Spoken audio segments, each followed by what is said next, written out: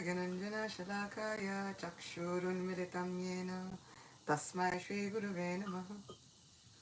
Nama Om Vishnupadaya Krishna Prashtaya Bhutale Srimate Bhakti Vedanta Swaminiti Namine Namaste Saraswati Deve Gauravani Pracharine Nirvishesha Shunyavadi Paschatya Deshatarine Jaya Shri Krishna Chaitanya Prabhu Nityananda Sri Advaita Gadadhara Shivas Adigaura Bhakta Vrinda Hare Krishna Krishna Krishna Hare Hare Hare Rama Rama Rama Hare Hare Vanja kalpatarubhyascha kripa sindubhya cha patitanam pavanebhyo vaishnavebhyo namo namaha. Chai. All glories to this most incredibly wonderful Ekadashi, Mahadwadashi, Pre-Nityananda Chayodashi festival of a day. There's so much going on this day that it's almost as if, where do we begin? It is a little bit of a feast for our spiritual senses. So, I hope that as we've been doing, we can quickly go through this story of this Ekadashi because it is kind of miraculous, as are all of them. And then speak about some of the significances, multiple, of this wonderful, beautiful day. So this is Baimi Ekadashi or Jaya Ekadashi. And it is said in the Puranas that if one observes upavas or fasting on this day, then one receives entrance into Lord Vishnu's abode, even if one has not performed the other vrats of the year. How incredible. So usually, as Krishna Daya Prabhu was saying, we would be fasting this day and observing Varaha Dwadasi on the next day, and then fasting again for Nityananda Chayodashi. However, it seems as though Lord Nityananda is so merciful this year that he says, it's okay, no fasting on my day, only feasting. So I am hoping and praying that we can put all of our kind of our good wishes, that we can fast with a good attitude. Just as it said that we are supposed to chant not only with attention to the holy name, but we should chant with some, as my sister was saying, intention and some affection. We should chant happily. We should chant with some sense of, this is my Lord that I'm praying to. So the same way that we should chant with those kinds of intentional fasting, and affectional fasting, like affectionate. Just as we want the Lord to be affectionate toward us, we should perform our devotional service with some sense of affection. That I'm doing this for my friend. This is austerity that is happily performed. It does not diminish the merits of the fasting if we are not able to do it with a happy attitude. But it does increase the merits if we're able to do it with a happy attitude. Within Bhagavad Gita, Sri Krishna says that anyone can take to the process of Krishna consciousness and bhakti yoga. And so how much greater and more righteous then are those who are giving their full hearts to the practice. So it only benefits us if we are able to perform these austerities joyfully, if we are able to take up our Krishna consciousness in a joyful spirit.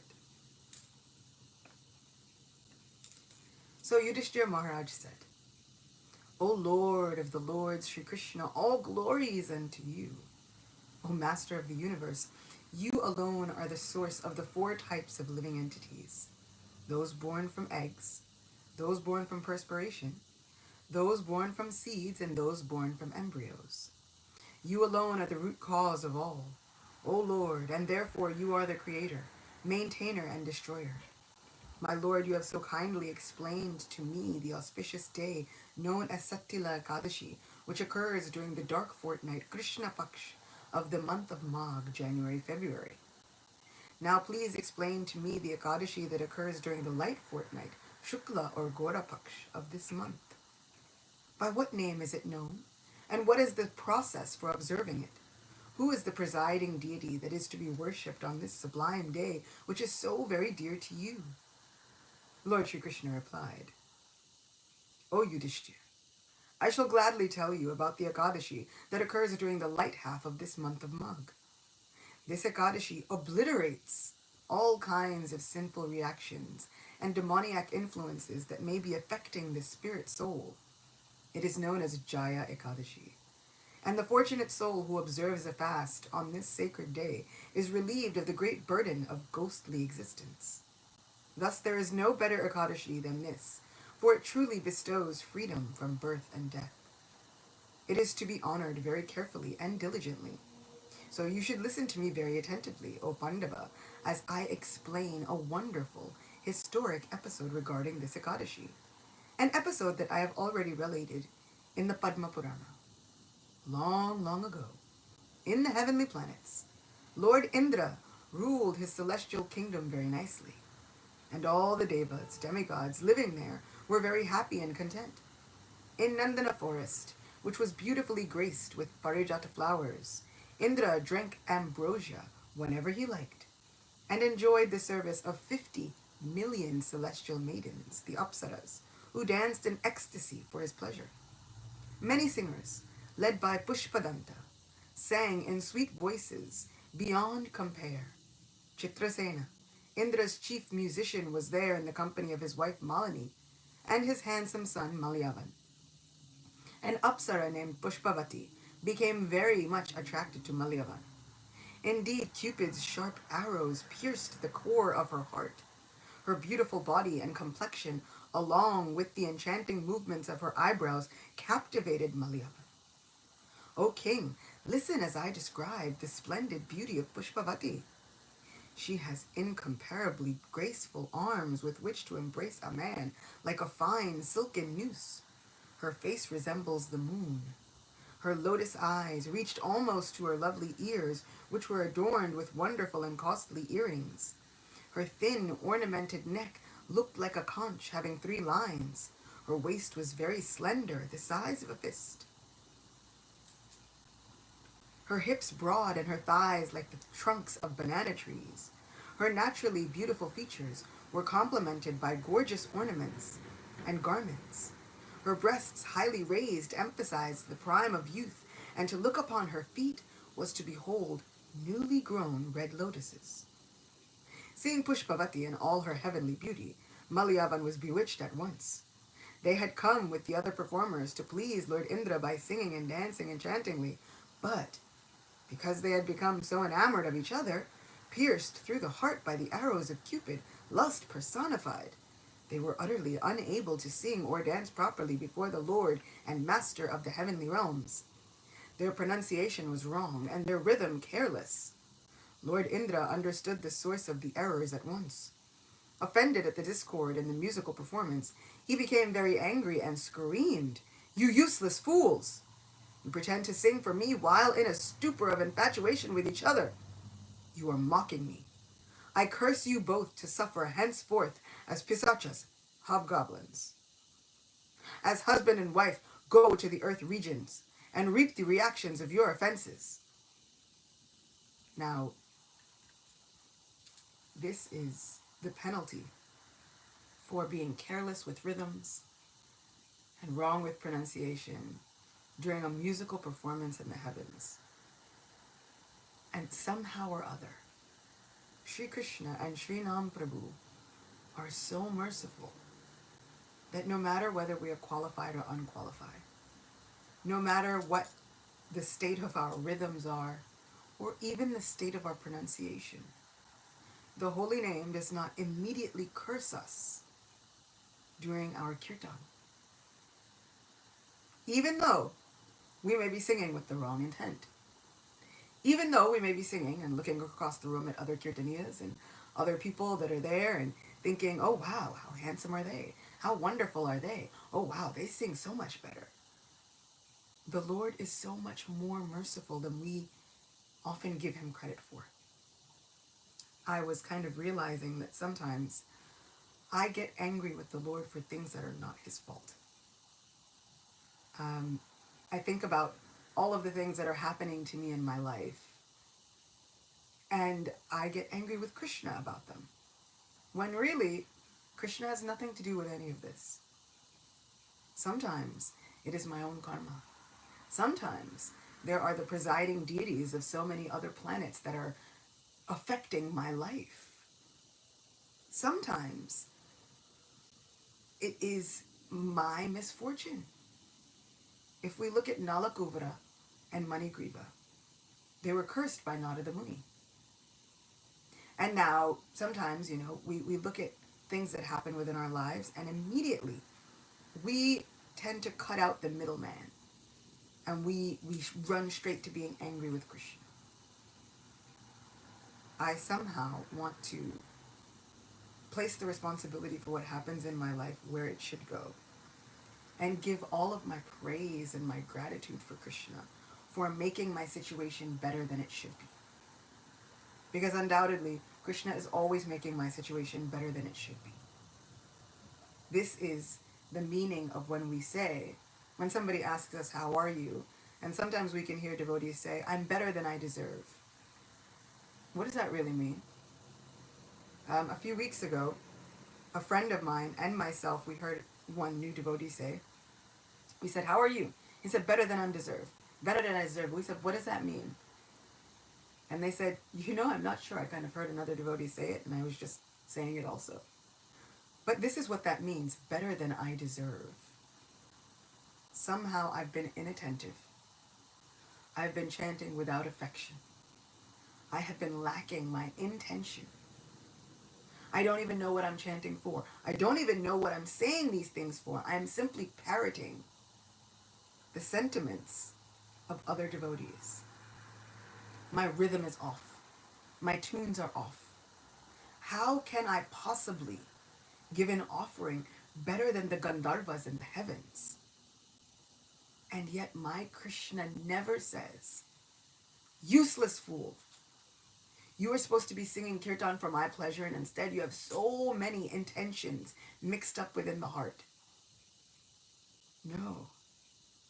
My Krishna is Bhavagrahi Janardana. He is sifting through all of the misintentions, misaffection, misconceptions. He's sifting through all of that is within my heart, all of the gunk that has been piled up within my heart, sifting through it all like a swan, looking for milk. He's separating all of that out and saying, I will take that one sliver, a glimmer of faith that is somewhere within your heart for me. That I will accept and leave the rest.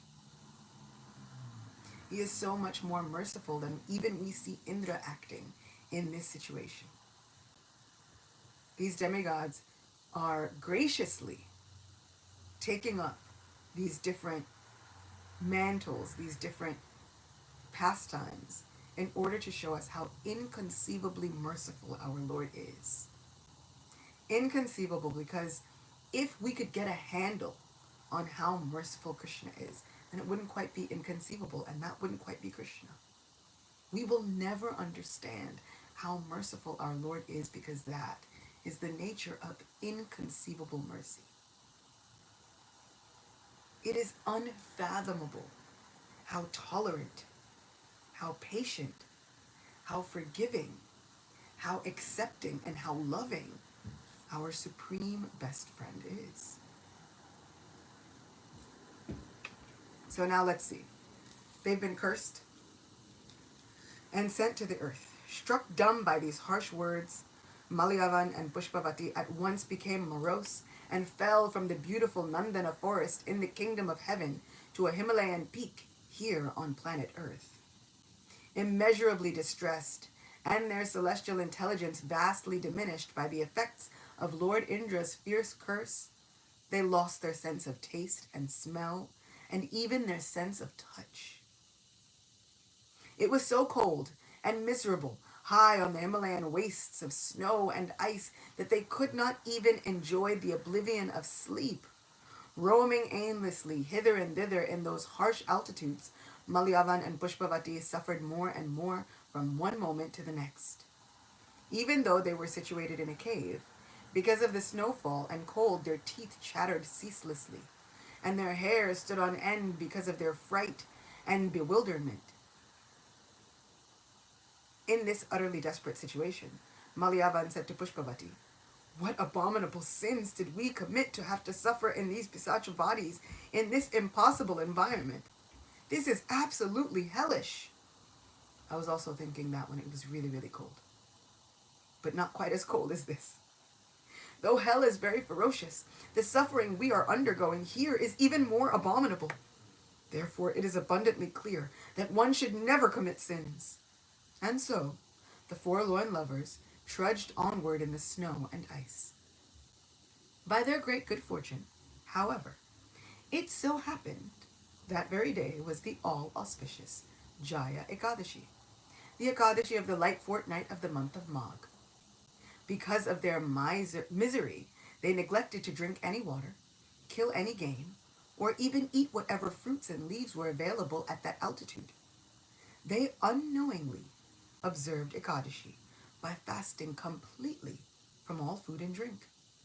Sunk in misery, Malavan and Pushpavati collapsed beneath a peepal tree and did not even try to get up. The sun had set by that time. The night was even colder and more miserable than the day. They shivered in the frigid snowfall as their teeth chattered in unison, and when they became numb, they embraced just to keep warm. Locked in each other's eyes, they could not enjoy neither sleep nor sex. Thus they observed on Jaya Ekadashi, and because they had remained awake all night, they were blessed.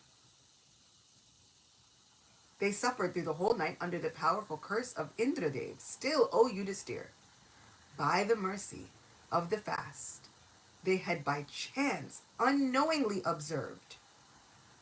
They were blessed. Please hear what happened on the next day. As Dwadasi dawned, Malayavan and Pushpavati had given up their demoniac forms and were at once again beautiful, heavenly beings, wearing lustrous ornaments and exquisite garments. As they both looked at each other in amazement, a celestial airplane of Iman arrived on the spot for them. A chorus of heavenly denizens sang their praises as the reformed couple stepped into the beautiful aircraft and proceeded directly to the heavenly regions, buoyed up by the good wishes of everyone. Soon Malavan and Pushpavati arrived at Amravati, Lord Indra's capital city, and then they immediately went before their Lord Indradev and offered him their cheerful obeisances. Lord Indra was astonished to see that they had been transformed, restored to their original status and forms so soon after he had cursed them to suffer as demons far, far below his celestial kingdom. Indradev asked of them, "What extraordinary, meritorious deeds have you performed so that you could give up your pisach bodies so quickly after I cursed you? Who released you from my irresistible curse?" Malayavan replied, "O Lord, it was by the extreme mercy of the Supreme Personality of Godhead, Lord Sri Krishna Vasudev, and also by the powerful influence of the Jaya Ekadashi, that we were released from our suffering condition as pisachas. This is the truth, O Master, because we executed devotional service to Lord Vishnu, even performed unknowingly by Agyata Sukriti. By observing the day most dear to him, we have happily been restored to our former status." Indradev then said, Because you observed and served the Supreme Lord Keshava by observing Ekadashi, you have become worshipable even by me, and I can see that you are now completely purified of sin. Whoever engages in devotional service to Lord Sri Hari or Lord Shiva becomes praiseworthy and worshipable even by me. Of this there is no doubt. Lord Indradev then gave Malavan and Pushpavati free rein to enjoy each other and wander about this heavenly planet as they wished. Therefore, O Maharaj Yudhishthir, one should strictly observe a fast on the sacred day of Lord Hari, especially on this Jaya Ekadashi, which frees one from the sin of killing even a twice-born Brahman. A great soul who observes this fast with full faith and devotion has in effect given all kinds of charity, performed all kinds of sacrifice, and bathed in all the holy places of pilgrimage.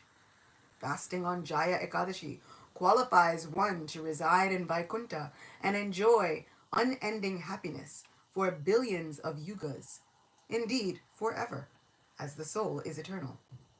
O great king, Lord Sri Krishna continued, one who even hears or reads these wonderful glories of Jaya Ekadashi achieves the blessed merit attained by performing an Agni Stoma fire sacrifice, during which the hymns from the Samaveda are recited.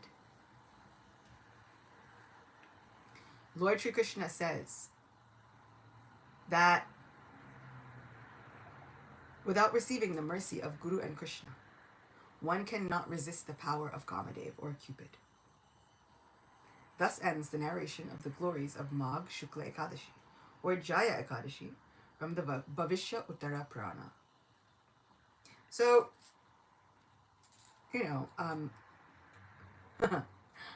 Bhima Prabhu is saying, what would you do if I sung out of tune? Like even greater than getting up and walking out on someone, which I have had happen in several cases. And that is like a completely depressing situation to be a part of. We had a Kirtan Guru who was also a cook in the New York temple. His name was Shrikanta Prabhu, Bengali gentleman who is very, very, very well versed in every single art form. And sometimes if we were in Kirtan and we were not able to do things properly, at a certain point he would get frustrated and literally pack up the harmonium mid-mantra, get up and leave, and you'd be stuck there with a congregation of people still waiting for a Kirtan. It is incredible what kind of teaching experience that is. And it is intensely humbling. And so somehow Krishna does not do that to any of us. People have been cursed for far less, as we have seen, and then cursed to such a miserable condition, but then somehow or other not even knowing about Jaya Ekadashi. Happenstance, circumstance, which we spoke about last Ekadashi. There are not that many coincidences in the world. Nothing is coincidence. This is Krishna's absolute mercy on all of us. Krishna is sending so much incredible mercy that we've said before that we can't play dodgeball with it even. Krishna is like hurling snowballs of mercy our way, and we're kind of like, no, wait, I'm going to find a way to dodge Krishna's mercy and Krishna's compassionate nature. But we can't, even unknowingly. Bhima Prabhu, please tell us something.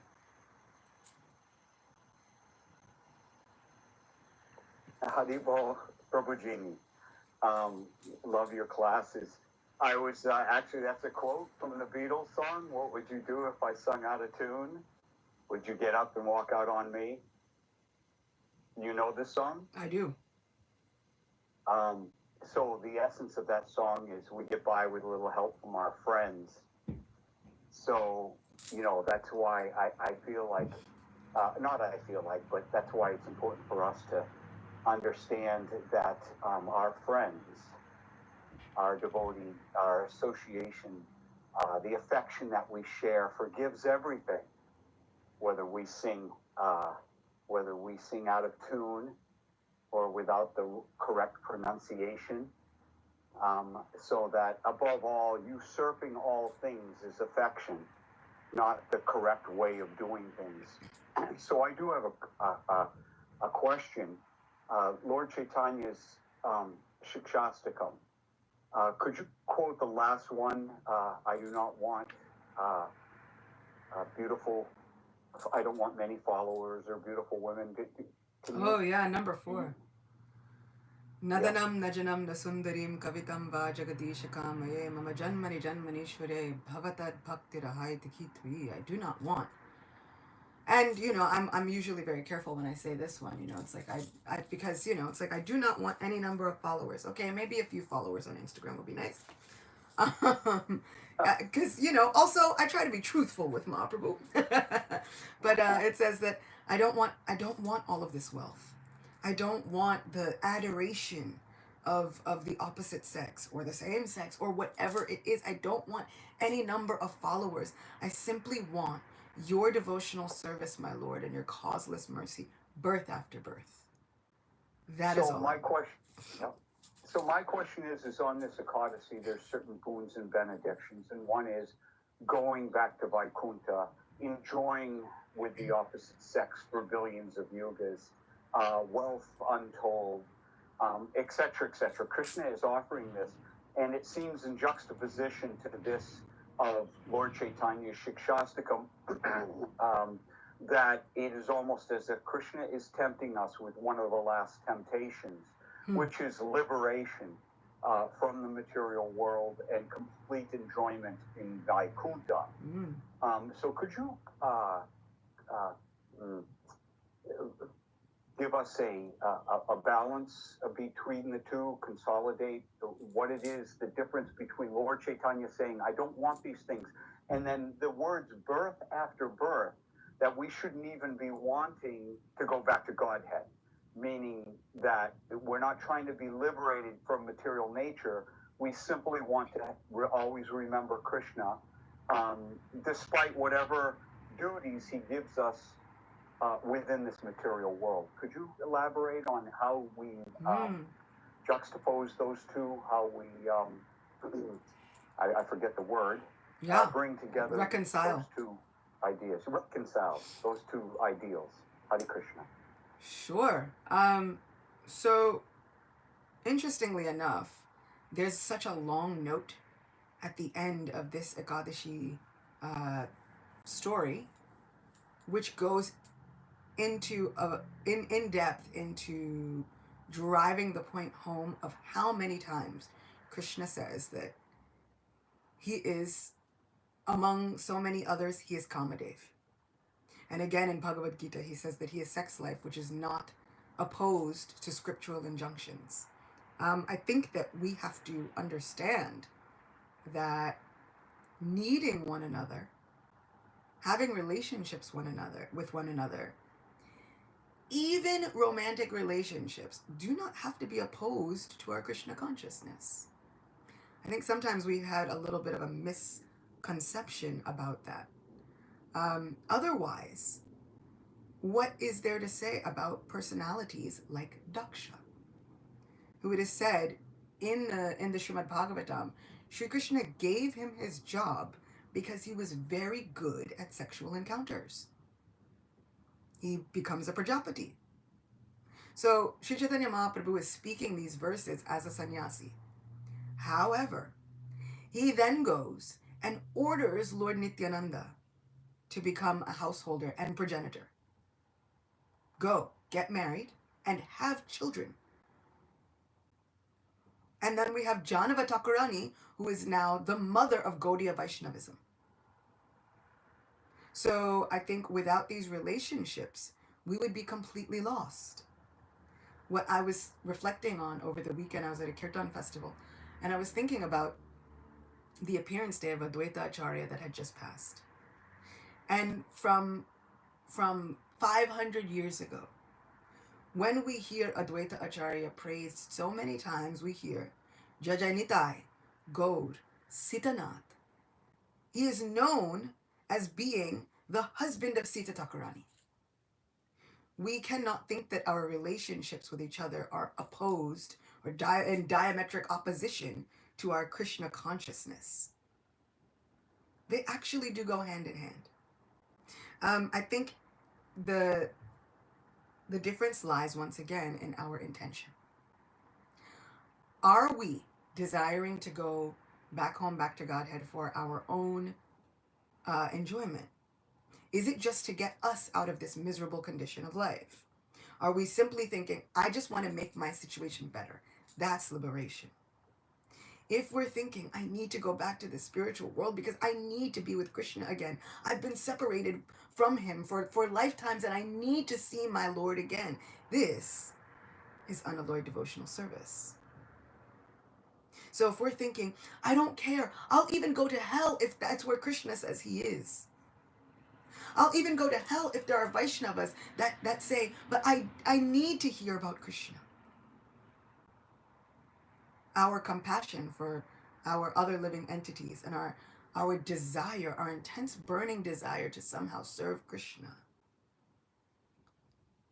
is the intention that makes everything better. So if we're thinking, well, I want to somehow have children, adopt children, figure out a way to get children because that's my form of preaching. I want to make another soul Krishna conscious. I want to give somebody else the opportunity to have Krishna in their lives where maybe they wouldn't have had otherwise. Then it becomes preaching. Bhaktivinoda Thakur had somewhere around 11 children. Is anybody going to tell him that he's a sense enjoyer? I think not. Srila Prabhupada did not just simply have 1 or 2 children. He had about 5 children. So this is, I think that we have to understand that Sri Chaitanya Mahaprabhu is, like I said, saying these things as a sannyasi who said, okay, I have to give up all of these things so that society will do the right thing and not create more offenses. But so many of his disciples, he told, no, go get married. It's okay. Do not give up your livelihood. Even Rupa and Sanatan, for a long time, they were begging, please let us quit our day jobs.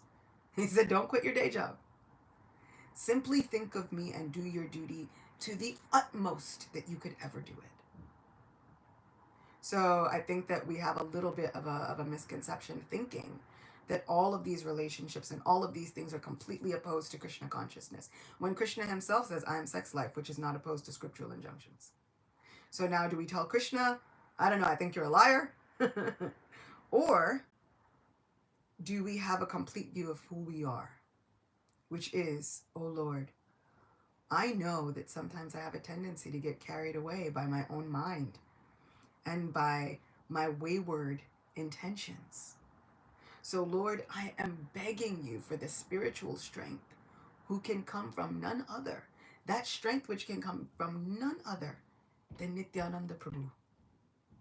I am begging you for the spiritual strength to somehow help me maintain the proper intention and mindset in whatever I do. Or are we disregarding when Krishna says, whatever you do, whatever you eat, whatever you offer or give away, whatever austerities you perform, do that, O son of Kunti, simply as an offering for me. And Arjuna says, well, what happens to a person who starts on the path but then cannot keep up for whatever reason? Krishna says that person is never lost. I take up the rest of carrying that person.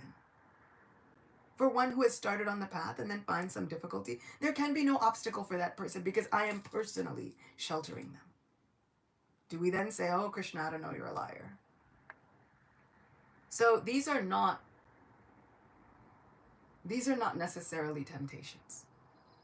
Because once we've stepped under that umbrella of Krishna's mercy and Krishna's guidance, there's nothing that can be a temptation for us. We will find a way to serve wherever we are. It's like the people who were asking Srila Prabhupada, you know, I see that you're a Swami, but you also have a Rolls Royce. He says, yes, but I'm Krishna's ambassador. This is all being used in Krishna's service. And so why not? He didn't shun those things that were Krishna's mercy. So that to us might be like shunning Mahaprasad. If Krishna can send his mercy in so many myriad ways, are we now being martyrs to our ideas of renunciation? So it is a very, very tricky a line to walk. And I think that it is individual to every single spirit soul. There is not a one size fits all for bhakti. There are unlimited examples within Sri Chaitanya Bhagavat and Sri Chaitanya Charitamrita. No two devotees are doing the same thing. Even Jagai Madai, even though they wanted to say they were doing the same thing, no two devotees were doing the same thing. And somehow Krishna found a way to bless all of them individually. So I feel as though just as no two devotees were doing the same thing in Sri Chaitanya Mahaprabhu's time, that example is there to show us that no two devotees will be doing the same thing. Everyone's bhakti is going to look like an individual snowflake. Miraculous, but so completely unique. And this is why it gets so tricky with criticizing or judging other Vaishnavas, because we never ever know where the Lord's mercy will strike next. So if we even look at Jagai and Madai, who were, after they were reformed, chanting 2 lakh rounds of japa every day, upwards of 200,000 names. That's over 100 rounds. That's Jagai and Madai. So not only, Bhima Prabhu was asking, you mean I don't have to simply suffer all the time anymore? No. Actually, that's not what Krishna wants from us. He did not even want these 2 Gandharva singers to be suffering all the time. And so he placed them in a situation where they were able to even unknowingly fast on Ekadashi. And not only did they get the joy of the heavenly planets, and they get the joys of Vaikuntha. And if we know anything about Vaikuntha from Sri Brihad Bhagavatamrita, it is a place full of service. Sometimes we get a little overzealous as devotees, and we can start to poo-poo some of the wonderful realms of our Lord. But we are celebrating the appearance day of Varahadev. And if he resides in Vaikuntha, and even if we get a chance to see him like Gopakumar went to Vaikuntha.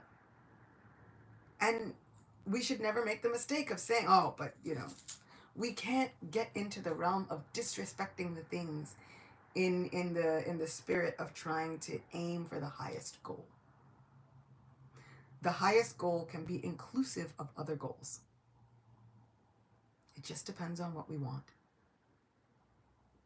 And so Vaikuntha is not a place for sense enjoyment. It doesn't have to, it's not like a lesser realm. And it's not as though the Vaikuntha Vasis can't go to Lord Vishnu and say, oh, we need help. And he says, okay, let me take you to the supreme abode of Goloka, because that has happened. Within the pages of Garga Samhita, we hear that Lord Vishnu has access to Goloka Vrindavan. And sometimes he gathers everyone and says, well, we must go and pray to Krishna. Let us go see the origin of all avatars. Let us go see Shri Krishna. The Vaikuntha Vasis have so much compassion in their heart that they look and they see the fallen conditioned souls in forgetfulness of Krishna, and they are yearning, okay, let one of us go and somehow become a spiritual master for them and bring them back home, back to Godhead. This is the compassionate mercy of Vaikuntha Vasis. So sometimes when I get into a mood of thinking, oh, but Vaikuntha, I want Goloka Vrindavan, and then I think, how dare I? Let me reel it back in and remember my own fallen position. Am I in the position to reject any of Krishna's mercy if that's what he wants to give me? No. So now, wherever Krishna says that there is some service for me, I want to be in a position to accept that service wholeheartedly. Yamaraj has wholeheartedly accepted his thankless service. And that is a thankless service. Maya Devi has accepted her thankless service. No one is thanking Maya Devi for her service. And she has accepted it wholeheartedly. So I feel as though I want to develop that mood. This mood which is really the essence of nadanam najanam nasundarim. I don't want a good birth position. I don't want wealth. I don't want any adoration, because these devotees who are serving in these thankless tasks, they don't get the adoration. They don't have a beautiful service, but they simply want this service, birth after birth. Somehow or other, I want to have your service, because where there is your service, my Lord, there is your affectionate mercy. And that affectionate mercy is what we need to maintain our lives. So whether you are in the biting 12-degree cold and fasting on Ekadashi, fulfilling the purport of this Ekadashi story, or whether we are in the warmth and fasting on Ekadashi, let us fast with a mood of affection, with some intentionality behind it. That, oh Lord, whatever you want to give me, okay, I'll accept. Because he didn't leave Sudama without all of his wealth. Srila Vishwanath Chakravarti Thakur explains that Sudama had gotten a little bit proud of his renunciation. And so then Krishna gives him the wealth to break that pride of renunciation. How incredible. So sometimes we have to think, let us not be proud of our renunciation also. We will accept whatever Krishna's mercy is, whether that is wealth or not, whether that is a beautiful, enviable seva or not, whether it is singing in kirtan like Ayendra Prabhu or cleaning the bathrooms like Ayendra Prabhu. Whatever the service is, we are yearning and hoping that we can accept it with affection and intention. Thank you, Acyuta Gopi. Wonderful class. So rich. Thank you. Okay, darshan time. Adipusha, could we put it up, please? A little bit.